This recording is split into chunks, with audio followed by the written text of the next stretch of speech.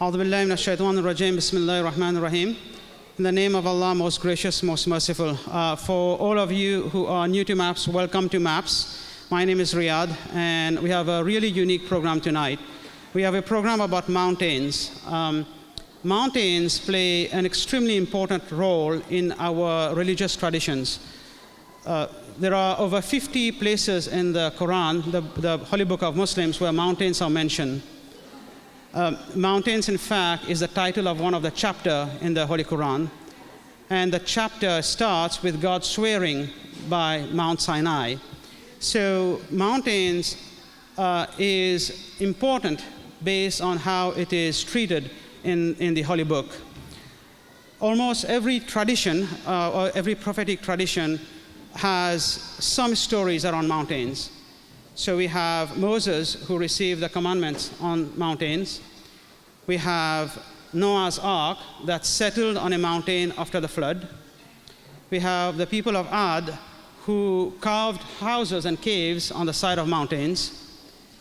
We have Abraham's wife and Ishmael's mother, who run in between two mountains in an act that Muslims reenact during Hajj.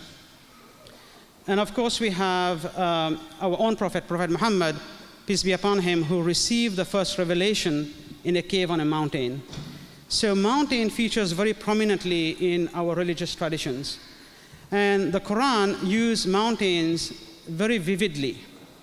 The Quran described mountains as firmaments that are pegged and implanted on earth to represent the structural firmness of mountains. The Quran talks about waves that looks like mountains. The Quran also talks about mountains crumbling. So there are verses that talks about how mountains crumble if they were to bear the burden of men. There are verses that talks about how mountains will turn into a pile of sand, or how mountains will turn into cotton balls that will float on the day of judgment.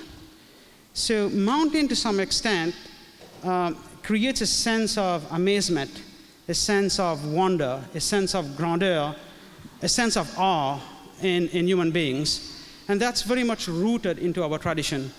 So tonight we have a program where we have somebody who knows mountains very intimately and who's going to excite those sensors in us, hopefully, inshallah.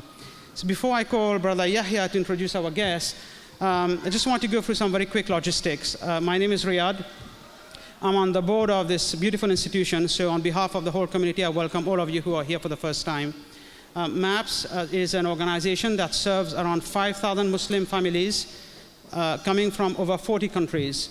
Our congregants our congregants are, some of them, their ancestors came on the slave ships from Western Africa. They are part of those who established the tech industry in this area. There are also some of the refugees who are coming from Syria last month. So we are really a diverse group of Muslims coming from all over the world. MAPS is also the largest facility, the largest Muslim organization in the state of Washington. The organization is founded on a vision that has 4 cornerstones. Faith is a cornerstone, so we serve the faith needs of our congregants. The second cornerstone has to do with outbound good. We improve the community around us. We, for example, financially assist over 1,000 families in any given year. We participate with various activities helping the needy. The third pillar, the third cornerstone, relates to inbound good. So we have programs like this today where we try to inculcate the good from the broader community from the broader society into the community. And the fourth cornerstone is model citizen. So effectively, we aim at fashioning, at creating, at establishing a very well-balanced individual who is both proud of their own identity as a Muslim, as well as proud as their identity as American. So that is MAPS in sum. There are some food at the back. I was told there's the chai that was made especially to complement the program today. It's a tea that is apparently drunk on the shadows of Mount Ketu. So feel free to grab some snack, grab some tea. If you're still hungry, we have 2 very nice cafes behind those doors. We have a cafe that serves Mediterranean food, and we have a cafe that serves coffee and snacks. So these are for purchase. So without further ado, I'll ask Brother Yahya to introduce our guest. and we'll get the program started. The program will consist of two parts, a part where Steve will go for a presentation, and then a part where we'll be more interactive, we'll do some Q&A. All right, so welcome again. Go there, here.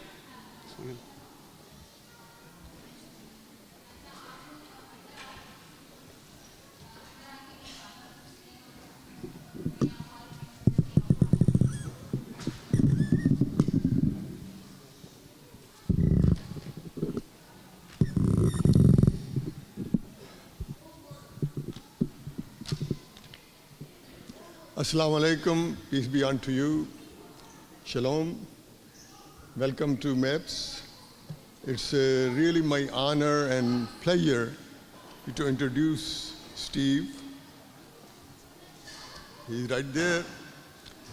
And before I go into the deep introduction, I would like to tell you how I met Steve, because some people have asked me, did you meet him on K2 or something? No way. I have never been there, and I don't think I will ever will. We met in 1906 at the Seattle airport, and as soon as we met, he asked me a question. Where are you from? See, normally I don't entertain that sort of question. And I said, I'm from America. So he kind of felt embarrassed a little bit and said, no, I mean, I'm sorry, but where were you born? I said, I was born in Pakistan. And next question, where from Pakistan? I said, do you know inside of Pakistan? He said, yeah, I know a lot of places in Pakistan. I said, this must be a CIA guy. And I said, what do you do? He said, I climb K2 mountain, and I've been doing it for the last 25 years. And he said, every year. I said, and what are you doing here? He said, I feel like right now I should be there in K2. It's in my blood. And when I saw this picture, I really found out it was in his blood.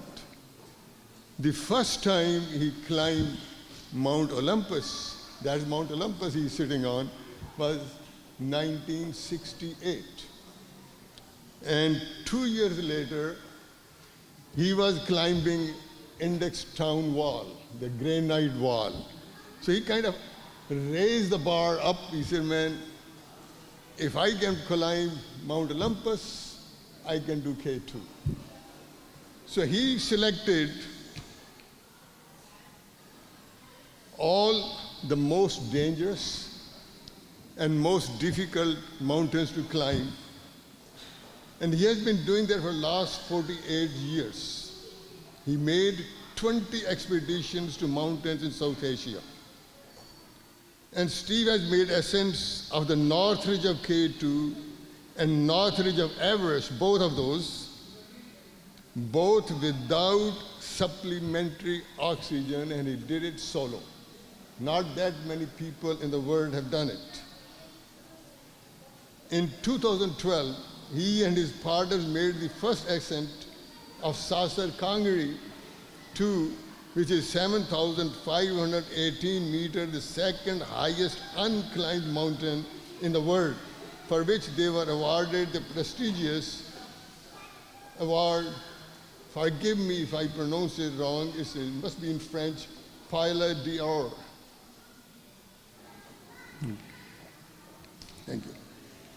And by the way, he is past president of the American Alpine Club. His wife, Anne, and his two children, Lars and Jed, live in Seattle. Before recently retiring, he worked as a consultant for 35 years from municipalities and counties on engineering, design, project management, utility finance, and policy making projects related to water and sanitation. So Steve is not only a climber and engineer, but for your information, he's a writer too. He has written articles for Climbing Rock and Ice, the Alpinist magazine, as well as the American Alpine Journal. He contributed to the recent publication, Rock, Paper, and Fire, an anthology of mountains and wilderness. He's also author of Karakoram Climbing Through the Kashmir Conflict. That's a very interesting title of the book. It is scheduled to be published by Mountaineers Books in the spring 2017. And Steve, I wish you best of luck in launching that book. Brothers and sisters, let's welcome Steve Svensson. Steve.